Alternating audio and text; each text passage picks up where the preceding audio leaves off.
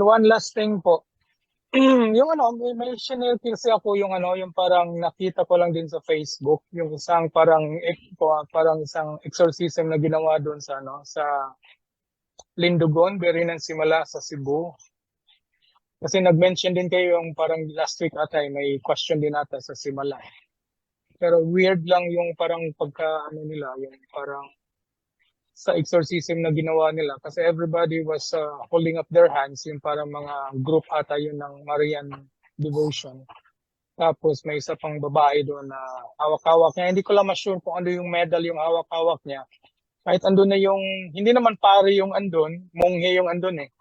Kasi na-confirm ko na monghe siya kasi hindi siya nag-wear ng stola. Tapos nag-ano lang siya. Ang sayang yung habit niya, gray kasi yung habit nila yung mga monk doon sa Simala. Pero ewan ko lang kung pwede rin yung bigyan ng comment yon yung nangyari niyan. Sinare ko yan yung sa isang GC nandun ako. Ewan ko lang kung nakita na yung napansin na yan. Ano po yung question doon, kapatid?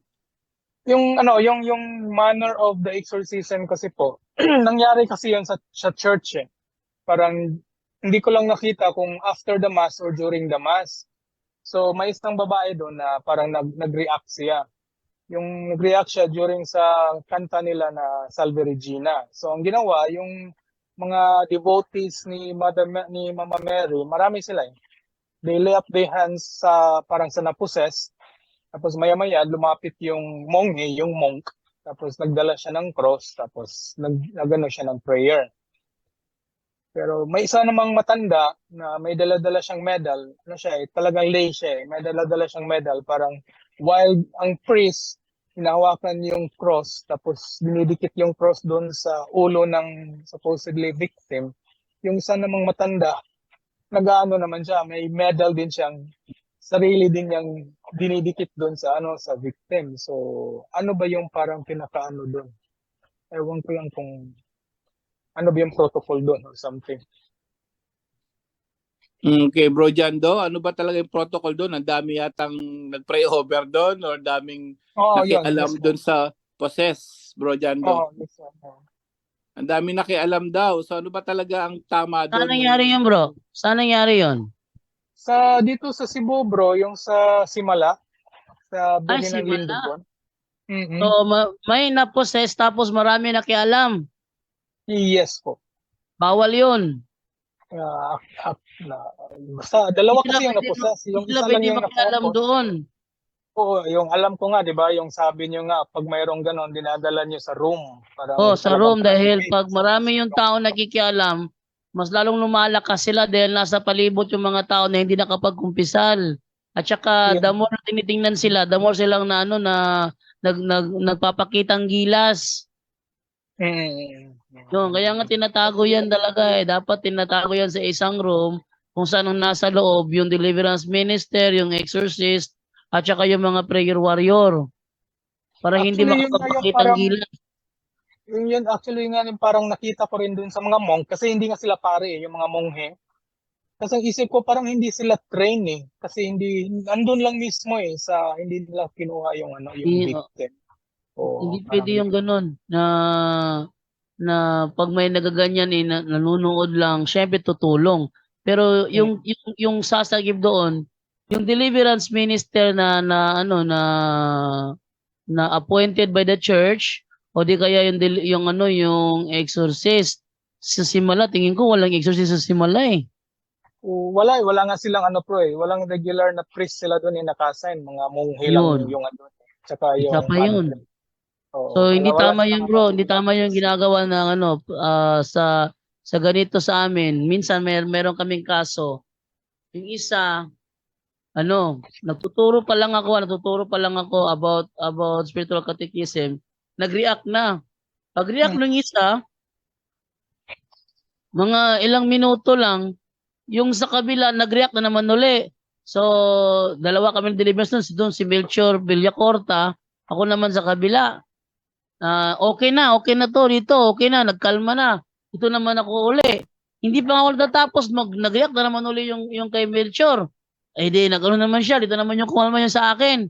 Hindi pa nga matahimik dito. Nag-react na naman uli dito. So, inabot yata kami ng madaling araw nun eh. Yan, nakakapagod. Ang ginawa na lang namin, Pero, pinag-hipalay. excuse bro. Paano yun bro? Para yung setting nyo doon, parang classroom setting, tapos during sa lecture mo, nag-react sila, tapos Ano yun? doon mismo? Sa ilalim ng kumbento yun, baba ng kumbento, mayroong space doon na kahit na ano activity ginagawa doon. Doon natuturo nga ako about spiritual catechism sa dalawa. Nag-react yung isa, mga ilang minuto nag-react naman yung pangalawa. So, natigil yung catechism ko. Nag-deliverance kami, si Melchor Villacorta, kasama niya si Sander, yung spiritual, yung prayer warrior niya. Ako naman dito, sino yung prayer warrior ko, nakalimutan ko eh. So, dalawa kami noon. Naku, salitan talaga. Ang ginawa namin dahil nagkaano na, gabing-gabi na masyado, kinarga ko na lang yung isa, kinarga ko, sobrang bigat niya. Dinala ko doon sa simbahan. Doon sa simbahan, nako, mas tumindi yung ano namin, yung bakbakan namin dahil mas lalo siya nag-umiktid nang nakapasok na sa loob ng simbahan. Doon mismo sa harap ng altar, doon din deliverance. Kumalma na rito, okay na. Yan, naisipan namin, pag ganito talaga na sitwasyon, huwag ipaglapit. Nangyari rin yan dito eh. Yung isa, nandito nag-react na. Yung pangalawa, kakaakyat pa nga lang, nang makita siya, biglang nagano, my friend! So ano mo sinabi man niya? Para bang magtulungan tayo. Ating sakupin ng buong mundo, parang ganun ba? Pero English, ang naalala ko lang, sabi niya, my friend, di magkakilala yun. Pero nagsasagutan yung dalawa, my friend. Parang ganito nga, ang sentido ng sinasabi is, magtulungan tayo, ating sakupin ng buong mundo, parang ganun ba? Pero nung sila nag-okay na kasi pinaghiwalay yun eh. Yung isa dito sa loob, isa doon sa kabila. Pinaghiwalay. Nang nag-okay na, tinanong silang dalawa ngayon, pinatabi ng dalawa. Nakilala ba kayo? Hindi. Hindi po. Walang nangyari na nagkausap silang dalawa pero before nangyari yun, sila yung nagkausap, my friend. Para bang ganun. Hindi maganda na na tsaka pag may nag-react tapos yung mga tao duta na tingin na ganun. Naku, matatagalan yun. Kaya binibitbit, dinadala to sa loob ng office. Pagdating sa loob ng office, doon na sila dinideliveran sa loob. Kung saan is closed door na siya. Sirado bintana, sirado pinto. Yun na. Oo. Kasi narinig ko na yan dati sa inyo, sa lecture ni Father or din sino ba yung isa? Masasabi niya, pag ganong mga cases talagang dinadala niyo privately sa isang room yung victim. Pero po, subukan kong i-share sa iyo po, mayroong messenger ko sa iyo, baka pwede mong bigyan ng reaction to. Maganda kasing at least i-educate natin yung mga tao about nito, na andito naman siya. Pero yung proper disposition ng mga audience o yung mga faithfuls na witnesses nito, kung ano ba yung pwede nilang gawin. Kasi kung makikita mo nga po, lahat ng mga kamay nasa taas eh. Pinayungan yung dalawang victim kasi yung nasa video, isang victim lang pinakita, pero dalawa sila eh. Pero halos lahat ng kamay nasa taas eh. Pinayungan yung mga 'di ba? Ang nga natin doon kung hindi ka sure kung nasa state of grace ka, hindi ka pwedeng di ba? Yung first Ikaw lang to nag-send sa akin ngayon, bro? Ikaw to nag-send sa akin ngayon? Yeah. Wala pa. Send call muna. Tingnan ko. I-send ko sa messenger. May nag-send sa akin ng video eh. Mukhang, wait lang ha. Buksan ko muna ha. Mukhang ito related sa sinasabi mo. Mukha nga. Bisaya. Yung naka-black ata yung victim na babae. Naka-pants. Oo. Wait lang ha. Naka-yellow yung audience, bro. Wait lang. Pakita ko sa screen. Sige, naka-yellow yung audience, bro. Yung audience, yung faithful, yung mga mass attendees. Oo. Ayan, Firefox. Okay. Merong mga dito. Mga, ayun. So, watching live here, si Ate Ninya siya nag-send sa akin. Ito yung video, bro. Ito yung second victim ata bro eh. Yung isang victim kasi yung isang victim yellow yung parang Ayan. ito nga yan bro. Wait lang. Yan ginagawa nila. Yan yung ginagawa nila ha. Tingnan yung mga kamay nila. Naka-laying hands. Hindi maganda yan. Yun nga ano ko bro na ano, pinayungan nila lahat. Hindi maganda yan. Lalong lalala pa yan. Maraming mga, yung mga tao sa palibot naka-raise naka-laying hands. So, ayun o. Siguro, bro, parang organization ni Mama Mary, yung parang Marian Devotion organization yan sila. Mali yan. Uniform sila. Mali yan. Bakit? Sigurado ba sila na sila nakapagkumpisa lahat? Mali yan. Sobrang mali talaga to. Yun o. Lahat ng tao doon. Yun, naka-raise hand. Naka-lay hands. Ito. Yan yung pangalawang victim. Dalawa sila eh. Dalawa yan sila eh.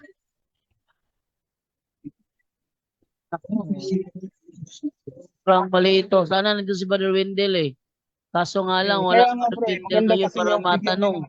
bigyan niya ng reaction at least. Pero obvious naman bro, though, hindi pa ako deliverance minister. Pero obvious yung nga yun, yung religious doon, yung mga monghe, obviously na wala silang training. Wala silang training. They did not take control of the mga tao. Kahit sino na lang yung naka-lay of hands. Mali ito. May isa pa nga dyan bro na may bit-bit siyang medalyon tapos maya-maya yan ata yung isa din eh. Yung makikita mo yung isa parang may dinidikit siyang medalyon dun sa sa victim. Yan yan may sila eh. May isa pa nga dyan bro na lay. May isa pa nga dyan, lay din. Siya naman yung diniligan niya ng holy water yung victim. Lay siya, lay person siya. Yan, basta maling-mali yan. Pag nandiyan si Brother Darwin, hindi pwede yung ganyan. Ano yan bro? Simbahan yan ha?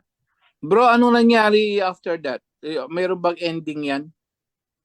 Yung isa bro, yung pinakita kasi dyan, yun yung second victim. Hindi ko lang sure kung second victim or first victim, pero lalaki yan eh. Yung nakita ko kasi yung babae, naman sila, nag-calm down naman yung babae. Nag-calm down siya. Pero ang reaction kasi ng babae bro, parang siya physical distortion. Yung parang basta parang nag-physical distortion kasi yung babae during sa prayer nila na Salve Regina. Nag-pray kasi ng Salve Regina sila. Singing of Salve Regina eh. Nag-react? Grabe yung reaction ng babae bro. Parang basta parang nabali yung katawan niya eh. Sobra yung react no. Nagwala. Hindi, lalaki yan. Lalaki yan. Tingnan mo yan nung inaano ng holy water, no? Nagre-react. Sobra na to. Sobrang pagre-react ito. Yung babae, bro, yung isa bro, yung pinakita mo ngayon, bro, tingnan mo yan, may babae dyan eh. Tumawa siya eh nung nilagyan ng holy water eh kasi lay person ngayong nag-ano ng holy water. Yang nasa screen mo, bro, yung parang may lalaking tumingin bababa. Oo. Babae yan sa kanya eh, yung kinunan niya. Tumawa pa yung babae pagka hindi pala yan, iba pala yan. Yung paglapat ng holy water kasi parang lay person lang yung nag ng holy water eh. Tumawa yung babae eh. Pero nag-react siya sa song ng Salve Regina. Tingnan mo yun kung ibalik mo yun bro, tingnan mo parang inaano lang ng sa kabila, kung i-rewind mo konti, tingnan mo paano yung holy water. Parang ang daming mali nilang ginawa dito eh. Ako, basta marami akong nakitang mali. Tingnan mo yan bro. Yung babae, hinayalan nila babae, lumabas-labas yung mga nito. Lalaki to eh. Lumabas nakita ng karamihan. Nako, video pa. Hindi, bawal to.